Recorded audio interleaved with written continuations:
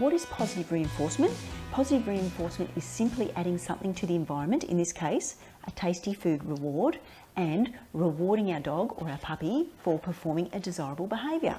Now, when we're using positive reinforcement, we're increasing the chance or the frequency or the likelihood of our puppy or our dog performing that desirable behaviour in that situation or environment again and also into the future. But how does our puppy or our dog know when they're performing the right behaviour? Well, that's where the clicker training comes in. Now, a clicker is one of these little contraptions, and basically they make a very unique sound, and this is the sound that when our puppy or our dog hears this sound, we then offer our puppy or dog a reward, and over time they will associate that sound to mean that they've performed a desirable behaviour and they're going to be rewarded for it. Now, thank you, Marco. Now, I've just given Marco a finish cue to let him know that that's the end of the training session for the time being, that there's no more treats coming. Now, with respect to the clicker, the sound of the clicker, what we are doing, we are marking the specific point in time that our dog or our puppy has performed the right behaviour, and we're communicating to our dog that this sound means you've performed the right behaviour, and we're going to reach in our treat pouch and give you a reward for that. Now, it's really important that we reward our dogs or our puppies when we're doing a training session within a very short period of time, and it's very short, around about a half a second. So that sounds really tricky in getting the reward to our dog in that space of time, so they can then make the association that they've done the right behaviour, and that's what we're looking for.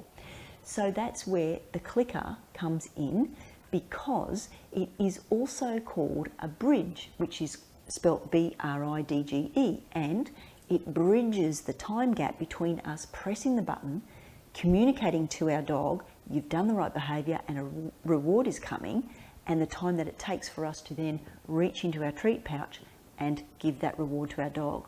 So this marks the specific point in time where our dogs perform the right behaviour, but it also gives us that little leeway of time to then reach into our treat pouch and say, here's your reward, okay? Because they already know that it's coming.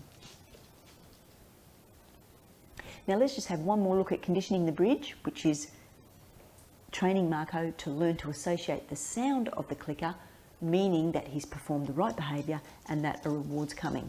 Now the first thing to do is, let's see if we can coax Marco back with a start cue. He's just having a little bit of a scratch there, Marco. Marco, would you like to train with us, please?